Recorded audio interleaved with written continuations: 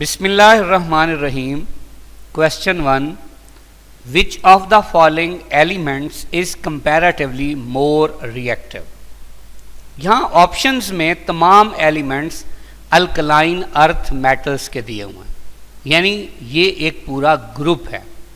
अब हम जानते हैं कि किसी भी ग्रुप में जब हम ऊपर से नीचे मूव करते हैं तो नंबर ऑफ शेल्स बढ़ते हैं, शील्डिंग इफेक्ट बढ़ता है। अब नंबर ऑफ शेल्स बढ़ने से शील्डिंग इफेक्ट बढ़ा तो फिर क्या होगा, न्यूक्लियस की वैलेंस इलेक्ट्रॉन की तरफ जो अट्रैक्शन है वो कम हो जाएगी, इलेक्ट्रॉन निकालना आसान हो जाएगा, यानी आयोनाइजेशन एनर्जी कम हो जाएगी। अब मेटल्स की रिएक्टिविटी डिपेंड करती है आयोनाइजेशन एनर्जी पे। जितनी आयोनाइजेशन एनर्जी कम उतनी रिएक्टिविटी ज़्यादा। तो चूंकि इन ऑप्शंस में बेरियम की आयोनाइजेशन एनर्जी सबसे कम है, इसलिए इसकी रिएक्टिविटी सबसे ज़्यादा होगी। सो the answer will B delta. Question 2. Adding a small amount of chlorine in a swimming pool will kill bacteria. कि अगर हम स्विमिंग पूल में थोड़ा सा क्लोरीन डाल दें तो वो सारे बैक्टीरिया को किल कर देता है। अब कैसे किल करता है कि and will make water free from germs, और वाटर को जर्म से पाक कर देगा। One theory suggest that as a result of reaction between chlorine and water produces reactive, अब देखना है क्या reactive produce होता है, atoms that can kill bacteria in water। देखिए सबसे पहली बात यह है कि इसमें यह बताया हुआ है कि fill in the blanks के बाद atoms का जिक्र है, तो देखिए HClO तो atoms नहीं है ना, इसका मतलब ये तो आंसर हो ही नहीं सकता। अब बेसिकली रिएक्शन क्या होता है कि क्लोरीन जब ऐड की जाती है वाटर में तो उसका कुछ ऐसे रिएक्शन होता है। सबसे पहले कि ये बॉन्ड यहाँ से क्लीव होगा, ये यहाँ से, अब एक ClH से मिल जाएगा और एक ClOH से। रिएक्शन के नतीजे में बनेगा क्या, एक हमारे पास बन जाएगा HCl और एक बन जाएगा HOCl, यानी एक हाइड्रोक्लोरिक एसिड और एक हाइपोक्लोरस एसिड। ये जो हाइपोक्लोरस एसिड है HOCl, ये अनस्टेबल होता है, ये डीकम्पोज होके हाइड्रोक्लोरिक एसिड और नेसेंट ऑक्सीजन बनाता है। अब ये जो नेसेंट ऑक्सीजन है ये बहुत ज़्यादा रिएक्टिव केमिकल है या रिएक्टिव एटम्स ऑफ ऑक्सीजन है। ये क्या करते हैं, पानी में मौजूद जितने भी बैक्टीरिया होते हैं उन्हें किल कर देते हैं। सो the answer will be beta. Question 3. Which of the following elements does not react with boiling water rapidly? कौन सा इनमें से बॉइलिंग वाटर के साथ रैपिडली रिएक्ट नहीं करता? देखिए ये अल्कलाइन अर्थ मेटल्स हैं। अभी हमने डिस्कस किया था आयोनाइजेशन एनर्जी का कंसेप्ट, और हमने ये कहा था कि बेरिलियम, मैग्नीशियम, कैल्शियम, स्ट्रांशियम और बेरियम तक जब हम ऊपर से नीचे जाते हैं तो बेसिकली क्या होता है, साइज बढ़ता है, आयोनाइजेशन एनर्जी कम होती है और रिएक्टिविटी ज़्यादा होती है। इसका मतलब इनमें जो सबसे ऊपर होगा उसकी रिएक्टिविटी सबसे कम होगी। तो अब देखें स्ट्रांशियम, मैग्नीशियम और कैल्शियम में सबसे ऊपर यहाँ कौन है, मैग्नीशियम, जबकि सोडियम भी दिया हुआ है। सोडियम कहाँ होता है, सोडियम यहाँ पे पड़ा होता है लेफ्ट साइड पे। अब अल्कली मेटल है, ये अल्कली मेटल्स की ionization energy alkaline earth metal से कम और रिएक्टिविटी ज़्यादा होती है। तो इसका मतलब रिएक्टिविटी कम किसकी ही हुई, मैग्नीशियम की। So the answer will be beta. Question 4. A sudden large difference between the values of second and third ionization energies of elements would be associated with which of the following electronic configuration? देखिए second और third ionization का large difference तब होगा जब किसी भी element के valence shell में इलेक्ट्रॉन ही 2 हों। अब देखें, अगर 2 इलेक्ट्रॉन होंगे तो इसका मतलब अगर 2 तो निकल गया, तीसरा जब निकलेगा तो वो इनर शेल से निकलेगा जो कि कंप्लीटली फिल्ड होगा, इसीलिए इलेक्ट्रॉन निकालना बहुत मुश्किल होगा, मतलब थर्ड आयोनाइजेशन एनर्जी सेकंड से बहुत ज़्यादा होगी। अब अल्फा क्या है, अल्फा में देखिए डी ऑर्बिटल नज़र आ रहा है, इसका मतलब ये तो डी ब्लॉक एलिमेंट्स है, और D block elements valence shell के साथ साथ अपने डी ब्लॉक में जो इलेक्ट्रॉन होते हैं, डी ऑर्बिटल में जो इलेक्ट्रॉन होते हैं वो भी यूज़ करते हैं। इसका मतलब ये अल्फा पे जो एलिमेंट है ये s के 2 इलेक्ट्रॉन के साथ साथ d वाला 1 इलेक्ट्रॉन भी यूज़ करेगा। इसका मतलब 3 आसानी से निकलेंगे, चौथा आसानी से नहीं निकलेगा, वो निकलेगा इस कंप्लीटली फिल्ड शेल से, या जिसका ऑक्टेट कंप्लीट होगा, तो वो फिर आयोनाइजेशन एनर्जी ज़्यादा होगी, यानी इसकी चौथी आयोनाइजेशन एनर्जी तीसरी से ज़्यादा होगी। बीटा में देखें वेलेंस शेल में 4 इलेक्ट्रॉन है, तो 4 तक आयोनाइजेशन एनर्जी इतनी ज़्यादा नहीं होगी, लेकिन 5th निकलेगा कंप्लीटली फिल्ड शेल से, तो 5th बहुत ज़्यादा होगी। चार्ली में देखें वेलेंस शेल में 2 इलेक्ट्रॉन है, तो पहली और दूसरी कम होगी, लेकिन तीसरा इलेक्ट्रॉन निकलेगा कंप्लीटली फिल्ड शेल से, इसका मतलब दूसरी और तीसरी का गैप बहुत ज़्यादा होगा। जबकि डेल्टा में देखें, डेल्टा में आपके पास जो इलेक्ट्रॉनिक कन्फिग्रेशन है उसमें पहला शेल है और ये दूसरा वैसे ही कंप्लीटली फिल्ड है, तो इसका मतलब इसकी तो पहली ही बहुत ज़्यादा होगी। तो हमने कहा जी दूसरी और तीसरी का गैप सबसे ज़्यादा कहाँ होगा, तो वो एक ही ऑप्शन नज़र आ रही है, Charlie.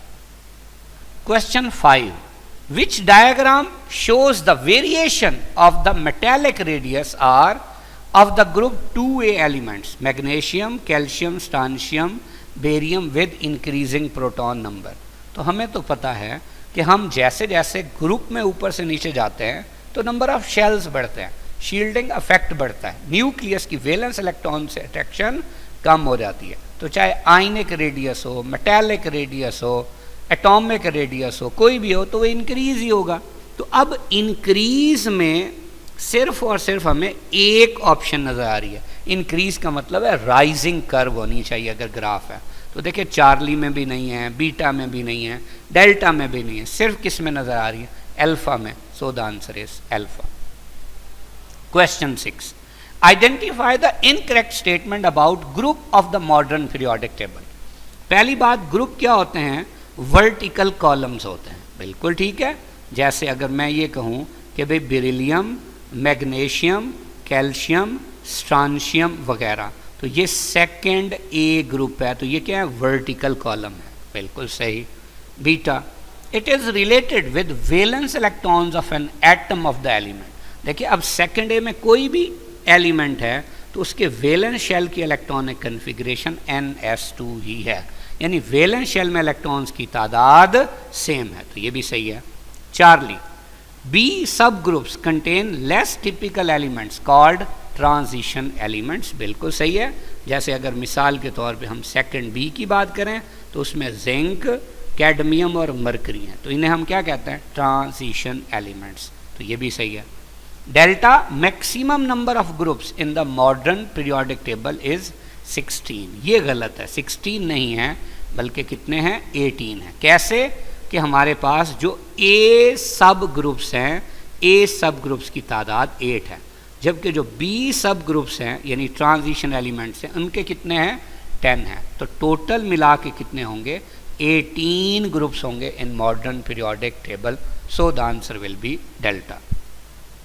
Question 7, which of the following elements of 2a group forms पर ऑक्साइड।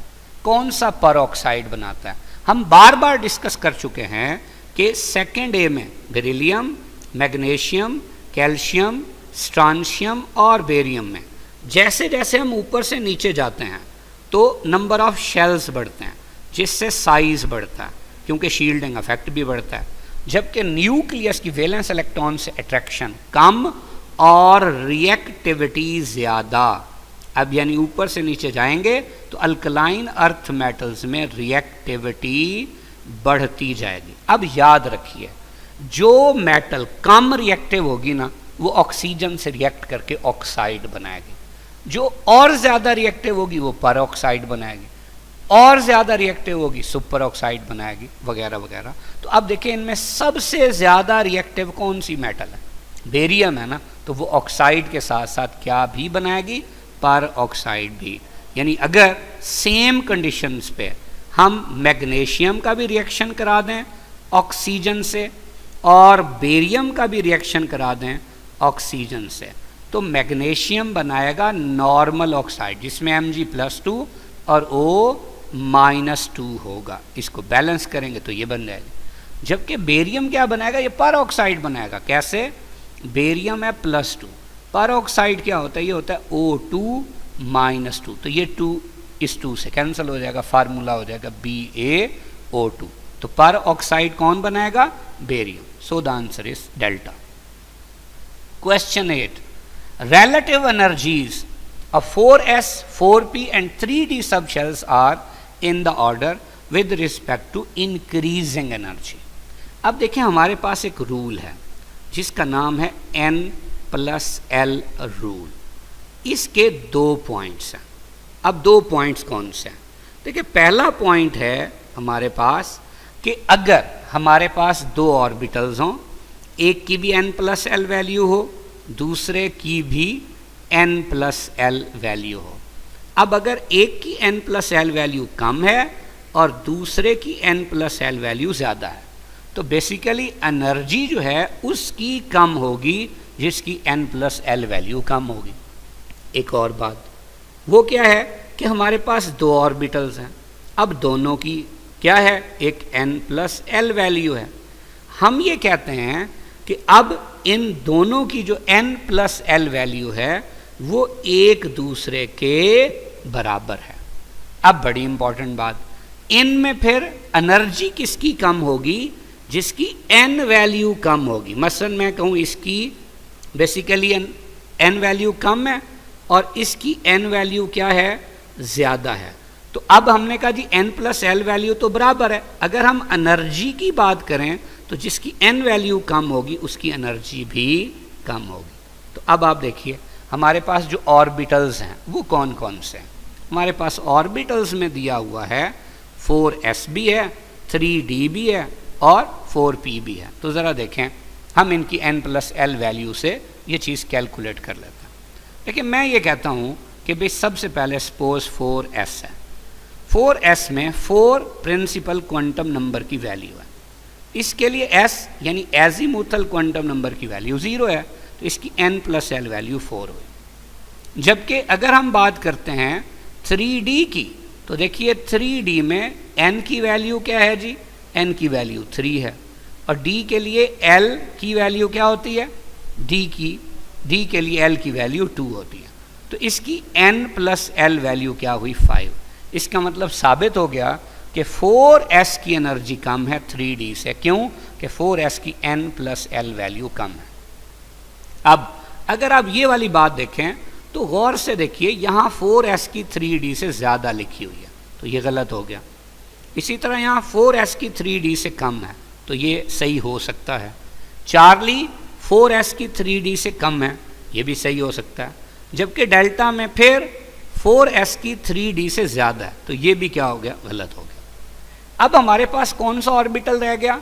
हमारे पास ऑर्बिटल रह गया 4p। अब देखिए अगर 4p में हम ये बात देखें तो 4p में n की वैल्यू 4, जबकि p के लिए l की वैल्यू कितनी है? 1।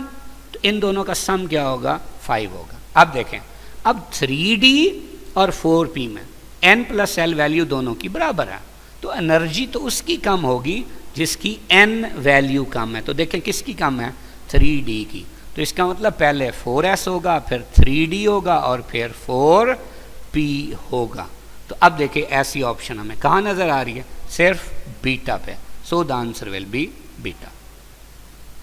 Question 9, which one of the following elements of 2a group is 5th most abundant in the earth's crust and the most abundant s block element. यानी एक तो हमने ये बताना है कि सेकेंड ए में से 5th मोस्ट अबंडेंट एलिमेंट कौन से अर्थ क्रस्ट में, और दूसरा शर्त यह है कि वो s ब्लॉक एलिमेंट में से भी होना चाहिए। अब सबसे पहली बात देखिए, याद रखें कि first most abundant element in earth crust जो है वो ऑक्सीजन है, सेकंड मोस्ट अबंडेंट सिलिकॉन है, थर्ड मोस्ट अबंडेंट एल्यूमिनियम है, fourth most abundant element iron है। अब आप देखेंगे चारों एलिमेंट एस ब्लॉक के नहीं। Fifth most abundant element calcium है और ये किस ब्लॉक का है? एस ब्लॉक का। तो पक्की बात है आंसर चार्ली। लेकिन देखें ये बाकी एलिमेंट्स की परसेंटेज है अर्थ क्रस्ट में।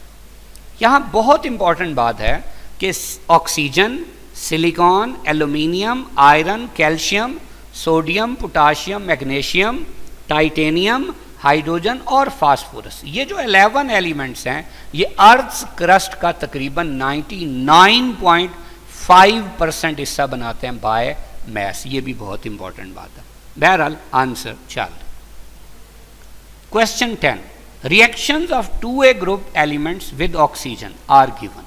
देखिए बेरिलियम का है, बेरियम का है, कैल्शियम का है, मैग्नीशियम, सबके ऑक्साइड बनाए हुए हैं। क्वेश्चन ये है कि in which of the following reactions normal oxide is not formed under the given condition. यानी ये जो कंडीशन दी हुई हैं इनमें किसका नॉर्मल ऑक्साइड नहीं बनेगा। देखिए अभी हमने डिस्कस किया था कि अल्कलाइन अर्थ मेटल्स में से बेरियम सबसे ज्यादा रिएक्टिव है और वो 500 to 600 डिग्री सेल्सियस पे क्या करता है? ऑक्साइड की बजाय पर ऑक्साइड बनाता है, जबकि बाकी इन कंडीशंस पे क्या ही बनाते हैं? ऑक्साइड ही बनाते हैं। तो फिर ये जो नंबर 2 स्टेटमेंट थी या रिएक्शन था ये क्या हो गया? गलत हो गया, क्योंकि यहां क्या बनाया हुआ है? ऑक्साइड, जबकि होना क्या चाहिए था? पर oxide. So the answer will be beta. Question 11, which of the following elements of 2A group produces hydrogen gas when it is treated with alkali। देखिए पहली बात यह है कि 2A ग्रुप के एलिमेंट्स मेटालिक हैं तो इसका मतलब इन्हें बेसिक होना चाहिए, लेकिन अगर बेसिक होने के साथ साथ बेस से रिएक्ट कर रहा है तो इसका मतलब ये सिर्फ वो रिएक्ट करेगा जो बेसिक होने के साथ साथ एसिडिक भी है, यानी एम्फोटेरिक है। तो एम्फोटेरिक कौन है? Less electropositive element, that is beryllium. So the answer will be alpha. अब देखें क्या रिएक्शन है कि बेरिलियम सोडियम हाइड्रोक्साइड से रिएक्ट करके सोडियम भी रिलेट और कौन सी गैस रिलीज करती है? Hydrogen gas. यही हमसे पूछा हुआ था। Question 12, consider the following reaction. ये एक रिएक्शन है। विच of the following elements undergo change in oxidation state in the above reaction. तो आपको पता है ये असल में एग्जाम्पल है डिसप्रोपोर्शनेशन रिएक्शन की, और इसमें क्लोरीन जो है उसकी ऑक्सीडेशन स्टेट रिएक्टेंट्स में क्या है? 0 है, जबकि इसी की ऑक्सीडेशन स्टेट बढ़ भी रही है और कम भी हो रही है। कैसे बढ़ रही है और कैसे कम हो रही है? देखें सबसे पहली बात अगर हम यहाँ पे देखें तो 2 चीज़ें बनती हैं। एक इससे बनता है NaCl और एक बन रहा है NaClO3। अब Na+1 है तो Cl क्या होगा? -1। Na+1 एक को होता है -2, 3 है तो -6, -6 और +1 बना -5, तो फिर Cl क्या होगा? +5। अब गौर से देखें Cl2 0 से -1 हो रहा है NaCl में, यानी चार्ज कम हो रहा है। तो ये कौन सा प्रोसेस है? रिडक्शन। जबकि यहाँ Cl2 0 से +5 बन रहा है NaClO3 में, तो चार्ज बढ़ रहा है। तो ये क्या हुई? ऑक्सीडेशन। यानी यहाँ सिर्फ क्लोरीन ही है जिसकी ऑक्सीडेशन भी हो रही है और रिडक्शन भी हो रही है, और ऐसे ही रिएक्शन को डिसप्रोपोर्शनेशन रिएक्शन कहते हैं। सो the answer will B delta. Question 13, which of the following sulphate of 2A group elements is almost insoluble in water। देखिए अगर हम अल्कलाइन अर्थ मेटल्स के सल्फेट्स की बात करें तो अल्कलाइन अर्थ मेटल्स क्या हैं? बेरिलियम, मैग्नीशियम, कैल्शियम, स्ट्रांशियम और बेरियम। तो इनके सल्फेट क्या होंगे? ये इनके फार्मूलाज हो जाएंगे। ये अल्कलाइन अर्थ मेटल्स के सल्फेट्स की हम बात कर रहे हैं। सवाल ये है कि इनमें से कौन सा इनसॉल्युबल है इन वाटर। अब बड़ी इंपॉर्टेंट बात याद रखिए कि जब हम अल्कलाइन अर्थ मेटल्स के सल्फेट को पानी में डालते हैं तो देखें ऊपर से नीचे ये जो अल्कलाइन अर्थ मेटल है इसका साइज क्या हो रहा है? बढ़ रहा है। अब साइज जब बढ़ेगा तो चार्ज तो सबका सेम है ना, तो इसका मतलब क्या होगा, चार्ज टू साइज रेशो कम होती जाएगी। अब जब चार्ज टू साइज रेशो कम होती जाएगी तो हाइड्रेशन एनर्जी भी कम होती जाएगी। यानी जब हम बात करते हैं अल्कलाइन अर्थ मेटल्स के सल्फेट की, तो उनमें अल्कलाइन अर्थ मेटल्स के कैटाइंस की हाइड्रेशन एनर्जी ऊपर से नीचे क्या हो रही है, कंटिन्यूसली कम हो रही। जबकि देखें एक है इन दोनों की लैटिस एनर्जी। देखिए लैटिस एनर्जी का किसी एक आयन से ताल्लुक नहीं है, उसका दोनों आयन्स की आपस में अट्रैक्शन से ताल्लुक है। तो अब देखें क्या होता जा रहा है, सल्फेट का साइज तो सेम है, लेकिन है कैसा, इसका साइज छोटा नहीं है, इसका साइज बड़ा है। और आप गौर से देखें जैसे जैसे आप ऊपर से नीचे आ रहे हैं तो मेटल और सल्फेट का साइज कंपेरेबल होता जा रहा है। कंपेरेबल होने का मतलब क्या है कि अगर ऊपर से नीचे बेसिकली लैटिस एनर्जी कम होगी भी तो वो थोड़ी थोड़ी कम होगी। यानी जिस तरह हाइड्रेशन एनर्जी में इतना डिक्रीज हुआ है, लैटिस एनर्जी में इतना डिक्रीज नहीं होगा। गौर से देखिए, यानी थोड़ा डिक्रीज होगा। तो अब जब आप मसलन बेरियम सल्फेट की बात करेंगे तो उसकी जो हाइड्रेशन एनर्जी और लैटिस एनर्जी का कंपैरिजन है वो क्या बनेगा कि उसकी अपनी लैटिस एनर्जी अपनी हाइड्रेशन एनर्जी से ज़्यादा होगी, तो फिर सॉल्युबिलिटी क्या होगी, कम होगी। लेकिन जैसे जैसे आप ऊपर जाएंगे तो अपनी लैटिस एनर्जी और जो हाइड्रेशन एनर्जी है उसके कंपैरिजन में क्या होगा, वो फ़र्क थोड़ा होता जाएगा। जब ये फ़र्क थोड़ा होता जाएगा तो सॉल्युबिलिटी बढ़ती जाएगी। तो सबसे कम सॉल्युबल कौन होगा, बेरियम सल्फेट। तो आंसर क्या होगा, 4। और अगर सबसे ज़्यादा सॉल्युबल होगा तो वो कौन होगा, beryllium sulphate. Question 14, oxidizing power of halogens does not depend on. देखिए हैलोजेंस की ऑक्सीडाइजिंग पावर बेसिकली किस चीज़ पे डिपेंड करती है, ये डिपेंड करती है स्टैंडर्ड रिडक्शन पोटेंशियल पे।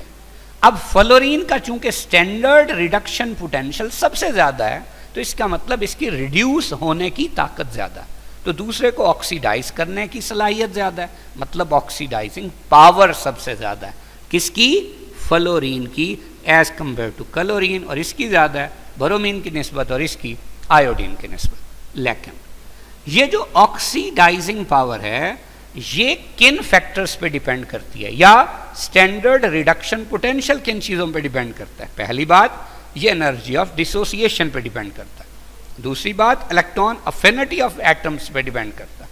तीसरा, hydration energy of their ions. चौथा फैक्टर, हीट्स ऑफ वेपोराइजेशन। लेकिन ये ब्रोमीन और आयोडीन के केस में होता है, क्योंकि फ्लोरीन और क्लोरीन नॉर्मल कंडीशंस पे गैसेस होती हैं। अब बड़ी इंपॉर्टेंट बात देखिए, अगर डिसोसिएशन एनर्जी कम हो तो ऑक्सीडाइजिंग पावर ज़्यादा होती है, या यूं कह लें रिडक्शन पोटेंशियल ज़्यादा होता है। दूसरी बात, इलेक्ट्रॉन अफिनिटी हाई हो, ऑक्सीडाइजिंग पावर ज़्यादा होती है, यानी रिडक्शन पोटेंशियल ज़्यादा होता है।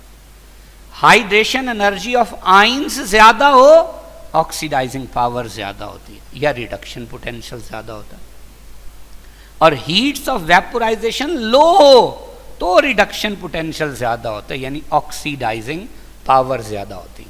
तो अब इनमें ज़्यादातर फैक्टर्स किसको सपोर्ट करते हैं, फ्लोरीन को, इसलिए फ्लोरीन का रिडक्शन पोटेंशियल सबसे ज़्यादा और ऑक्सीडाइजिंग पावर भी सबसे ज़्यादा है। तो बहरहाल हमसे फैक्टर पूछा था कि वो कौन सा फैक्टर है जिस पे ऑक्सीडाइजिंग पावर डिपेंड नहीं करती, तो वो इनमें से कौन सा फैक्टर है, density. So the answer will be delta. Question 15. Which of the following halogens has stronger van der Waals forces?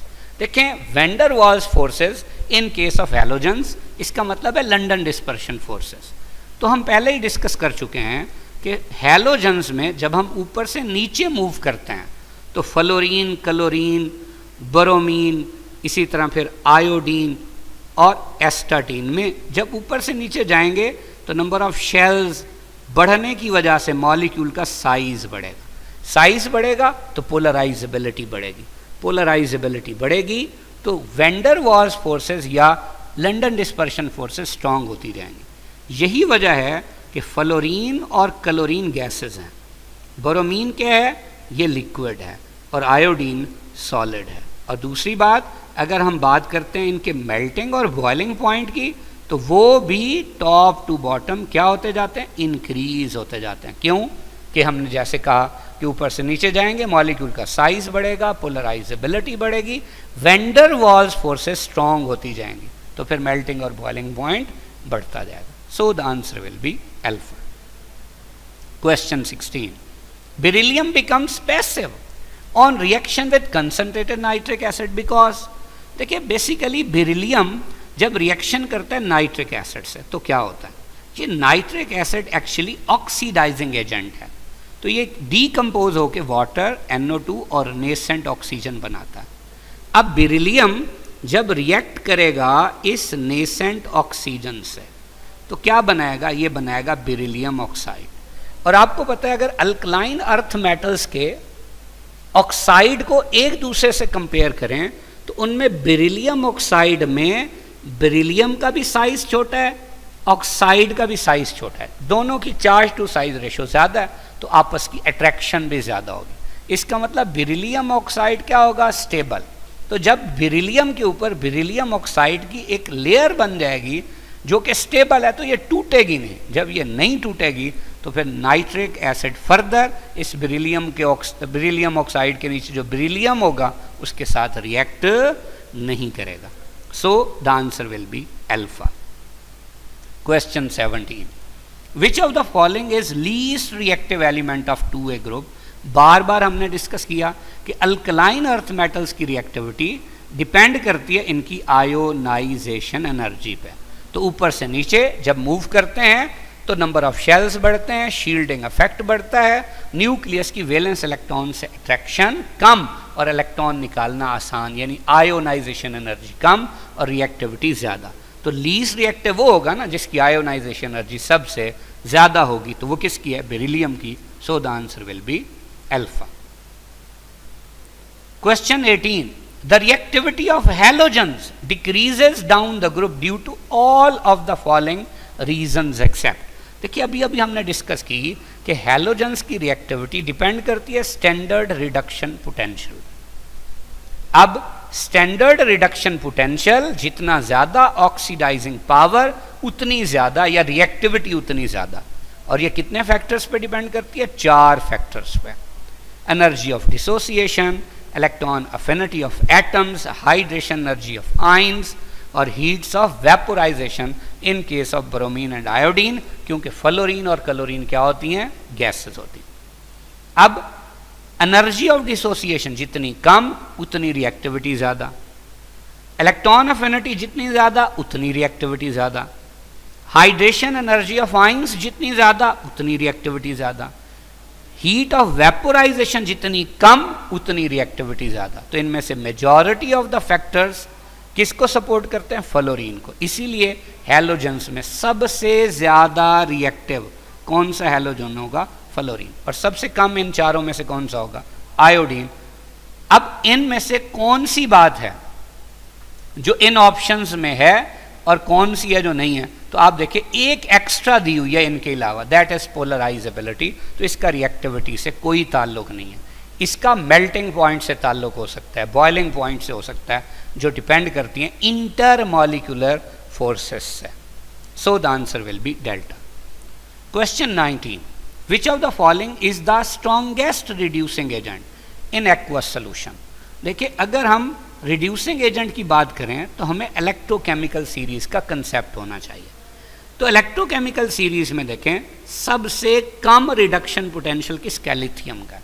अब जिसका रिडक्शन पोटेंशियल सबसे कम होगा उसकी दूसरे को यानी उसकी खुद को रिड्यूस करने की ताकत कम होगी और खुद को ऑक्सीडाइज करने की ताकत ज्यादा होगी, यानी ऑक्सीडेशन पोटेंशियल ज्यादा होगी। अब जिसका ऑक्सीडेशन पोटेंशियल ज्यादा होता है यानी खुद को ऑक्सीडाइज करने की ताकत ज्यादा होती है, तो दूसरे को रिड्यूस करने की सलाहियत ज्यादा होती है। यानी वो अच्छा रिड्यूसिंग एजेंट होता है। तो इन ऑप्शंस में सबसे कम रिडक्शन पोटेंशियल किसका है? लिथियम का।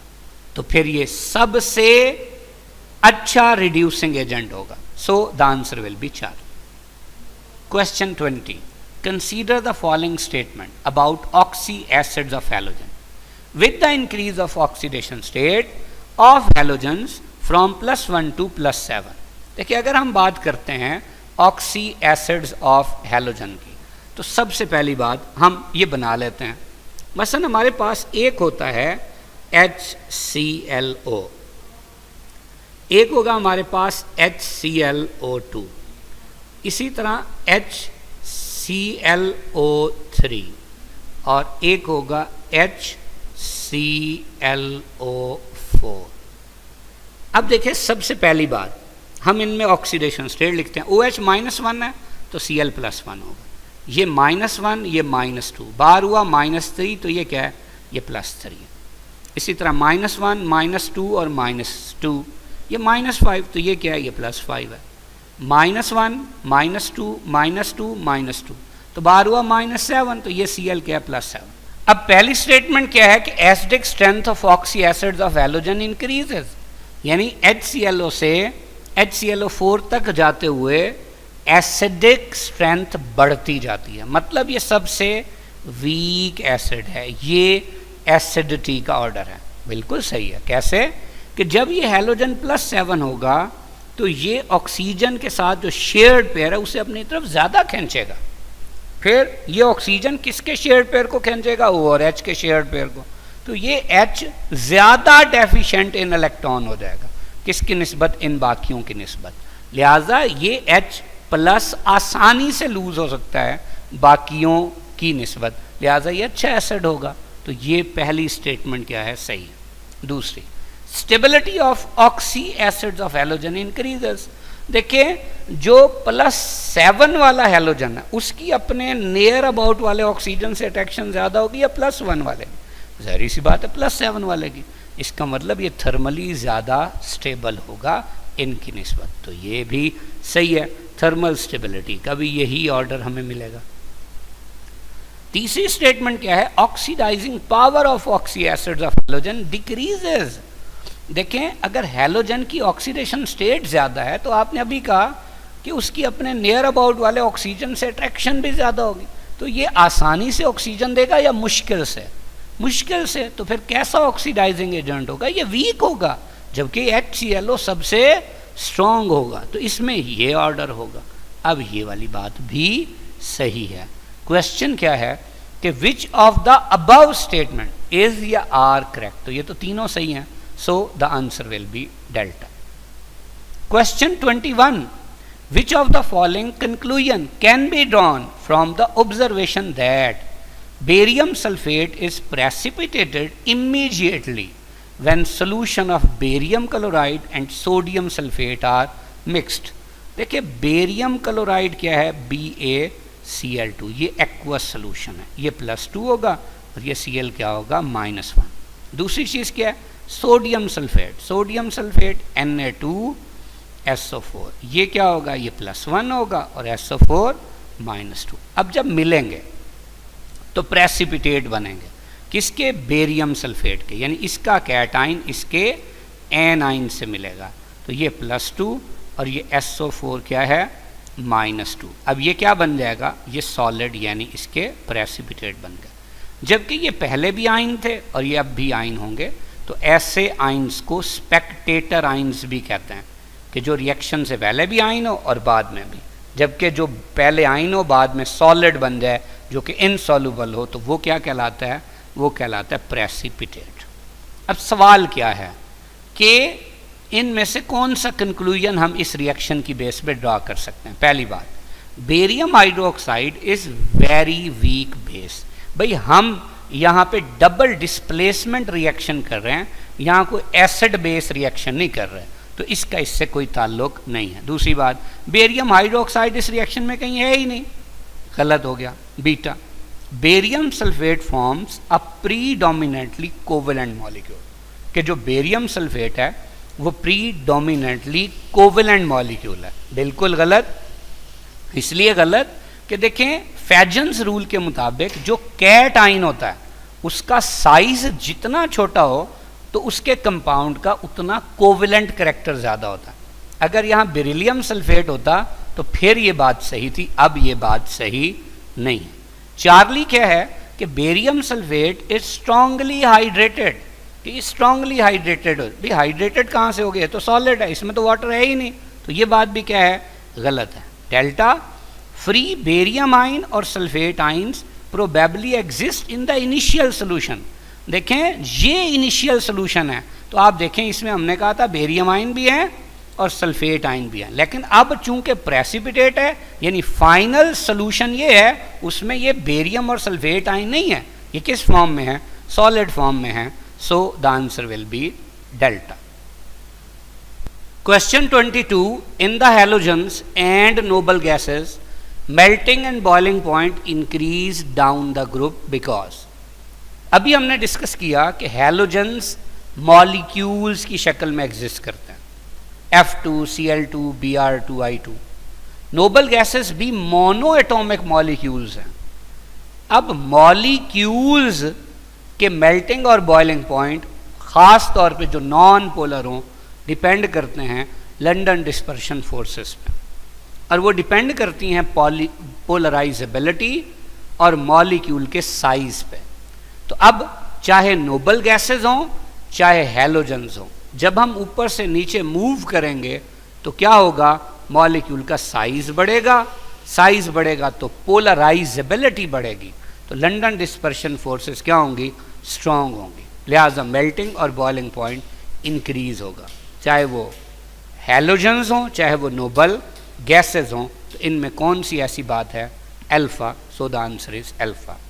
याद रखिए मेल्टिंग और बॉइलिंग पॉइंट का ऑक्सीडाइजिंग पावर और रिड्यूसिंग पावर से कोई लेना देना नहीं है। Question 23, which of the following is not bleaching agent. कौन सा ब्लीचिंग एजेंट नहीं है, फ्लोरीन और क्लोरीन या फ्लोरीन और क्लोरीन के कंपाउंड्स को आम तौर पे ब्लीचिंग एजेंट के तौर पे यूज करते हैं। तो अब इसमें कौन सी ऐसी ऑप्शन है जो फ्लोरीन, क्लोरीन या उनके कंपाउंड्स में से नहीं है, तो सिर्फ alpha. So the answer will be alpha. अब फ्लोरीन और क्लोरीन जो है वो मुख्तलिफ कलर्ड डाइज को भी ऑक्सीडाइज कर देती है, जैसे लिटमस और यूनिवर्सल इंडिकेटर जो है उसको डीकलराइज किया जा सकता है, किससे, फ्लोरीन या क्लोरीन से, और ये ब्लीचिंग एजेंट के तौर पे भी यूज होते हैं। और जब ये ब्लीचिंग एजेंट के तौर पे यूज होते हैं तो ये असल में एक्ट करते हैं एज ऑक्सीडाइजिंग एजेंट, जैसे ClO2 सेलुलोजिक मटेरियल को ब्लीच करने के लिए यूज की जाती है। अब यहाँ पे एक चीज़ याद रखनी है, बड़ी इंपॉर्टेंट बात, कि ये जो ब्लीचिंग एक्शन है ये दो तरह से हो सकता है, एक बाय ऑक्सीडेशन और एक बाय रिडक्शन। जैसे हमारे पास क्लोरीन है, तो क्लोरीन जब रिएक्ट करती है वाटर से, तो बेसिकली अभी हम डिस्कस करके आए थे कि इससे क्या बनता है, HCl और HClO। ये जो HClO है ये डीकम्पोज होके फिर बनाती है HCl और नेसेंट ऑक्सीजन। अब देखिए अगर ये नेसेंट ऑक्सीजन बना रहा है तो ये ब्लीच करेगा बाय ऑक्सीडेशन। इस तरह की ब्लीचिंग को हम कहते हैं परमानेंट ब्लीचिंग, और ये जो केमिकल होगा ये कहलाएगा परमानेंट ब्लीचिंग एजेंट।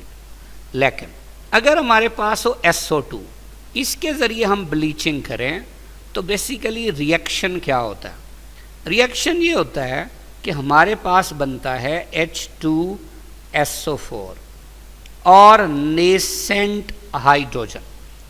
अब ये जो SO2 है ये ब्लीचिंग करती है थ्रू नेसेंट हाइड्रोजन यानी बाय रिडक्शन।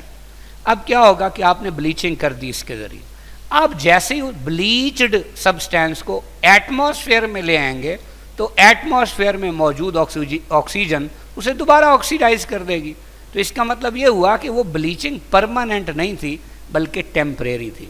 तो फिर ये प्रोसेस क्या कहलाएगा, ये कहलाएगा टेम्परेरी ब्लीचिंग, और इस तरह के ब्लीचिंग एजेंट्स कहलाएंगे टेम्परेरी ब्लीचिंग एजेंट्स, यानी SO2 टेम्परेरी ब्लीचिंग एजेंट है क्योंकि ये रिडक्शन से ब्लीचिंग करता है, जबकि क्लोरीन परमानेंट ब्लीचिंग एजेंट है क्योंकि ये बाय ऑक्सीडेशन ब्लीचिंग करता है जो कि इरिवर्सिबल है। सो the answer is alpha. Question 24, electrical conductivity in alkali metals. देखिए अल्कली मेटल्स में इलेक्ट्रिकल कंडक्टिविटी का क्या ट्रेंड है। अल्कली मेटल्स क्या हैं? ये हमारे पास है लिथियम, सोडियम, पोटाशियम, रुबीडियम वगैरह।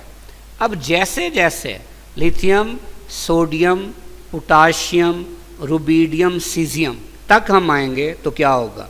नंबर ऑफ शेल्स इंक्रीज होंगे, नंबर ऑफ शेल्स इंक्रीज होंगे, शील्डिंग इफेक्ट इंक्रीज होगा। तो वो जो वैलेंस शेल के इलेक्ट्रॉन हैं, जो डीलोकलाइज्ड इलेक्ट्रॉन होते हैं, वो न्यूक्लियस से दूर होते जाएंगे या वो मोर फ्री होते जाएंगे। तो जितने वो फ्री होंगे उतनी इलेक्ट्रिकल कंडक्टिविटी क्या होगी?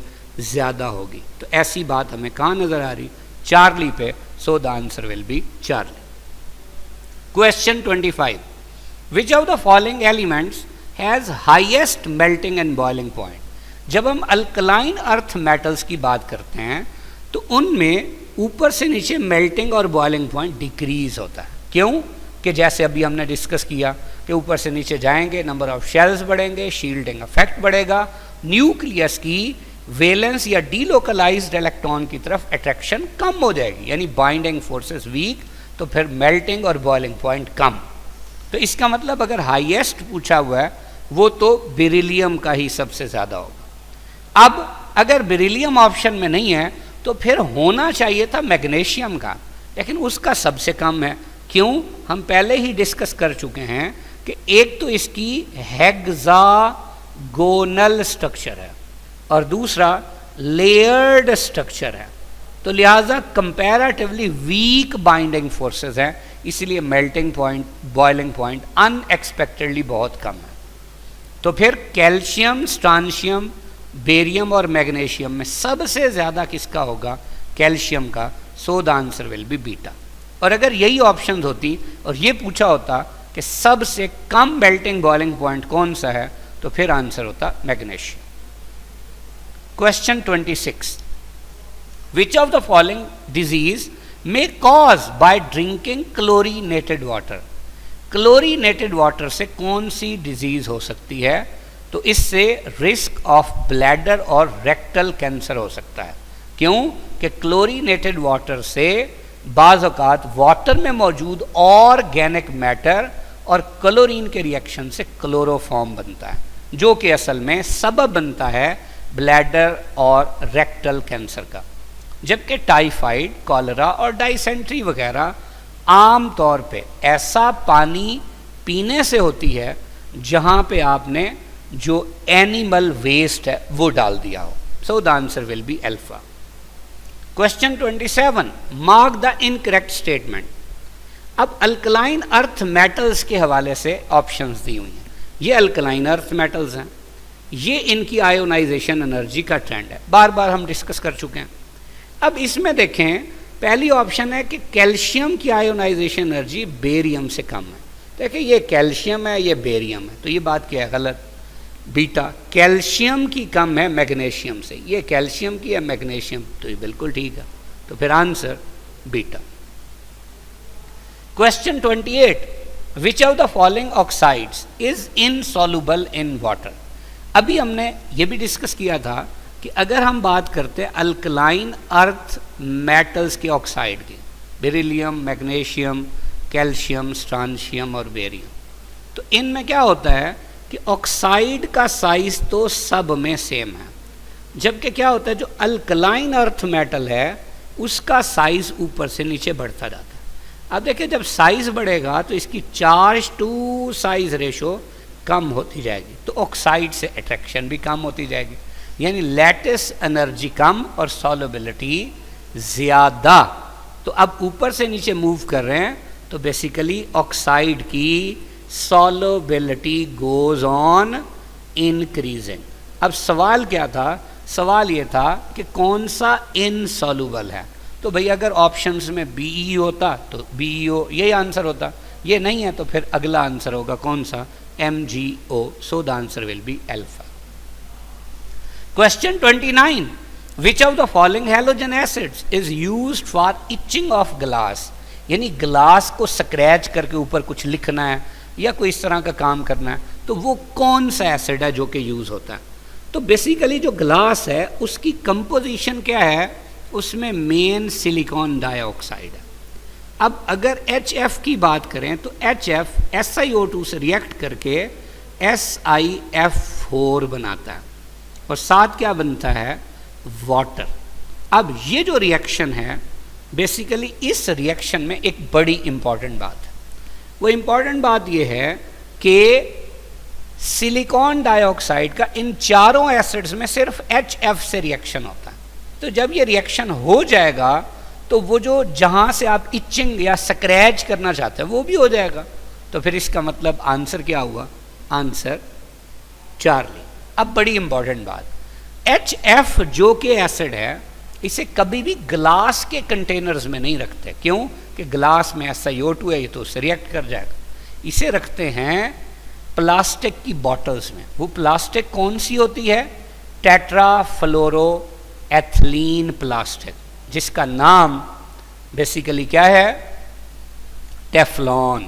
तो याद रखिए HF को टेफ्लॉन की बॉटल्स में रखा जाता है, ना कि ग्लास की बॉटल्स में। तो बहरहाल answer Charlie. Question 30, which changes occur in the magnitudes of lattice energy, enthalpy change of hydration, solubility of the oxide age group 2A is descended. देखिए जब आप ग्रुप 2A में नीचे को जाते हैं तो ऑक्साइड की लैटिस एनर्जी, उसकी या 2A की हाइड्रेशन एनर्जी या उसकी सॉल्युबिलिटी, इसकी हम बात कर रहे हैं। देखिए सबसे पहले देखिए लैटिस एनर्जी दी हुई है। अभी हमने डिस्कस किया था पिछले क्वेश्चन में कि क्या होता है कि ऊपर से नीचे जाता है तो अल्कली मेटल्स का या अल्कलाइन अर्थ मेटल्स का साइज बढ़ता है। जब साइज बढ़ेगा तो चार्ज टू साइज रेशियो कम होगी, तो ऑक्साइड से अट्रैक्शन भी कम होगी, यानी लैटिस एनर्जी कम। और जब लैटिस एनर्जी कम होगी तो फिर सॉल्युबिलिटी क्या होगी, ये ज़्यादा होगी। तो अब देखें पहली ऑप्शन है लैटिस एनर्जी, तो आपने कहा ये तो डिक्रीज होगी। अगर डिक्रीज होगी तो इसका मतलब चार्ली और डेल्टा ऑप्शन तो हो ही नहीं सकती। इंथैल्पी ऑफ हाइड्रेशन ये किस पे डिपेंड करती है, चार्ज टू साइज रेशियो पे। तो ऊपर से नीचे क्या है, साइज बढ़ता है, चार्ज सेम रहता है, तो फिर चार्ज टू साइज रेशियो क्या होगी, डिक्रीज होगी। मिसाल के तौर पे अगर मैं ये कहूँ कि ऊपर वाली अल्कलाइन अर्थ मेटल का भी चार्ज +2 है और नीचे वाली का भी +2 है, लेकिन चूंकि साइज बढ़ता है, अगर मैं कोई इसका साइज 1 है और इसका साइज जी 10 है, तो देखिए 2/1 का बड़ा आंसर है, ये 2/10 का, 2/1 का, यानी ऊपर वाले की चार्ज टू साइज रेशियो ज़्यादा है, तो उसकी हाइड्रेशन एनर्जी भी ज़्यादा होगी। तो ऊपर से नीचे फिर क्या हुई, hydration energy decrease.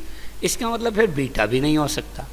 Solubility of oxide अभी हम डिस्कस करके आए थे, वो क्या होती है, वो इंक्रीज होती है, तो फिर यहाँ अल्फा में ही इंक्रीज दिया हुआ है, यही ऑप्शन बची। सो the answer will be alpha. Question 31, when magnesium metal is burnt in air the product formed is. देखिए अब एयर में जो मेजर कंपोनेंट्स हैं वो दो हैं, एक ऑक्सीजन है और दूसरा नाइट्रोजन है। अब जब मैग्नीशियम मेटल का एयर से रिएक्शन करेंगे तो दोनों से होगा, मैग्नीशियम ऑक्सीजन से रिएक्ट करेगा तो मैग्नीशियम का ऑक्साइड बनेगा। ये Mg+2 है, ऑक्साइड होता है -2, तो ये +2 -2 से कैंसिल बन जाएगा MgO। इसी तरह नाइट्रोजन से कैसे रिएक्शन होगा, मैग्नीशियम प्लस नाइट्रोजन, मैग्नीशियम +2 है, नाइट्रोजन 5वें ग्रुप में है, वैलेंस शेल में 5 इलेक्ट्रॉन है, ऑक्टेट कंप्लीट करने के लिए 3 चाहिए, तो ये बनाएगा N-3। फार्मूला कैसे होगा, इसका 3 इधर आएगा और 2 इधर आ जाएगा। अब अगर हम इसको बैलेंस करेंगे तो ये Mg3N2 बन गया। अब बैलेंस करेंगे तो क्या हो जाएगा, इसको अगर 2 कर दें तो मैग्नीशियम 6 हो गए और नाइट्रोजन जो है वो 4 हो गया। तो ये हमारे पास बैलेंस्ड केमिकल इक्वेशन हो जाएगा। तो मैग्नीशियम ऑक्साइड भी बनेगा और मैग्नीशियम नाइट्राइड भी। तो अल्फा और बीटा दोनों सही हो गए और दोनों को रिप्रेजेंट किया हुआ डेल्टा में, सो the answer will B delta. Question 32, which of the following periodic properties increase down the second A group elements. पहली बात एटॉमिक साइज, भाई ऊपर से नीचे जाते हैं तो हमने बार बार जिक्र किया, नंबर ऑफ शेल्स बढ़ते हैं, शील्डिंग इफेक्ट बढ़ता है, तो फिर क्या होगा, न्यूक्लियस की वैलेंस इलेक्ट्रॉन से अट्रैक्शन कम, तो एटॉमिक साइज बढ़ जाएगा। फिर मेल्टिंग बॉइलिंग पॉइंट, ये भी अभी हमने डिस्कस किया कि अल्कलाइन अर्थ मेटल्स में ऊपर से नीचे मेल्टिंग बॉइलिंग पॉइंट डिक्रीज होता है। चार्ली इलेक्ट्रोनेगेटिविटी, भाई जब साइज बढ़ता है तो जो एटम है उसकी शेयर्ड पेयर की तरफ जो अट्रैक्शन है वो कम हो जाएगी, यानी इलेक्ट्रोनेगेटिविटी कम हो जाएगी। आयोनाइजेशन एनर्जी, जब साइज बढ़ेगा तो न्यूक्लियस की वैलेंस इलेक्ट्रॉन से अट्रैक्शन कम और इलेक्ट्रॉन निकालना आसान, यानी आयोनाइजेशन एनर्जी डिक्रीज। देखिए एटॉमिक साइज बढ़ रहा है, मेल्टिंग बॉइलिंग पॉइंट कम, इलेक्ट्रोनेगेटिविटी कम, आयोनाइजेशन एनर्जी कम, तो पूछा हुआ क्या था, इंक्रीज। तो इंक्रीज सिर्फ किसके लिए सही है, atomic size, so the answer is alpha. Question 33, which of the following oxy acid of halogens decomposes explosively when heated. तो इनमें से सिर्फ एक ही एसिड है जिसको हीट करें तो वो एक्सप्लोसिवली डिकम्पोज होता है, that is perchloric acid, so the answer is delta. Question 34, which of the following halogens has less non metallic character. अब लेस नॉन मेटेलिक मतलब मोर मेटेलिक, तो मोर मेटेलिक कौन होते हैं, जिनकी आयोनाइजेशन एनर्जी कम होती है। तो जब हम हैलोजेंस में ऊपर से नीचे जाएंगे तो एटम का साइज बढ़ेगा, क्योंकि शेल बढ़ेंगे और शील्डिंग इफेक्ट बढ़ेगा, तो न्यूक्लियस की वैलेंस इलेक्ट्रॉन से अट्रैक्शन कम, यानी इलेक्ट्रॉन निकालना आसान, तो आयोनाइजेशन एनर्जी कम, मेटेलिक कैरेक्टर ज्यादा और नॉन मेटेलिक कैरेक्टर कम, तो फिर वो किसका होगा, आयोडीन का, सो the answer will B delta. Question 35, which of the following halogens has greater bond dissociation energy. अगर हम बॉन्ड डिसोसिएशन एनर्जी की बात करें तो देखिए हैलोजेंस में FF Cl Br II, जैसे हम डाउन द ग्रुप मूव करेंगे तो ऐसे साइज बढ़ेगा। दूसरी बात, जब बॉन्ड एनर्जी की बात करते हैं तो जितना साइज बड़ा है बॉन्ड लेंथ ज्यादा और बॉन्ड एनर्जी क्या होनी चाहिए, कम होनी चाहिए। लेकिन यहाँ फ्लोरीन और क्लोरीन में एबनॉर्मल ट्रेंड होता है। अब एबनॉर्मल ट्रेंड क्या है, देखिए हर फ्लोरीन के ऊपर बेसिकली 3 लोन पेयर हैं, इसी तरह हर क्लोरीन के ऊपर भी 3 लोन पेयर हैं। अब फ्लोरीन के केस में एबनॉर्मेलिटी क्या होती है कि चूंकि फ्लोरीन का साइज बहुत छोटा है तो इसके बाद ये जो लोन पेयर हैं ये थिक इलेक्ट्रॉनिक क्लाउड की शक्ल में होंगे, और साइज छोटा होने की वजह से दोनों एफ बहुत करीब होंगे, तो लिहाजा ये वाले लोन पेयर इन वाले लोन पेयर्स को बहुत ज़्यादा क्या करेंगे, रिपेल करेंगे, जिससे ये बॉन्ड क्या हो जाएगा, वीक और आसानी से टूट जाएगा। तो फिर बॉन्ड एनर्जी कम हो जाएगी किससे, Cl से। लेकिन जब हम नीचे को जाएंगे तो वो फिर भी कम होगी। क्यों कम होगी, क्योंकि साइज बड़ा होगा तो बॉन्ड लेंथ ज़्यादा और बॉन्ड एनर्जी कम। तो सबसे ज़्यादा बॉन्ड एनर्जी किसकी होगी, Cl की होगी, उसके बाद किसकी होगी, Br की, फिर Ff की और सबसे कम II की। तो क्वेश्चन ये था कि सबसे ज़्यादा बॉन्ड एनर्जी या डिसोसिएशन एनर्जी किसकी होगी, तो फिर किसकी होगी, क्लोरीन की, so the answer will be alpha. Best of luck, अल्लाह हाफिज़।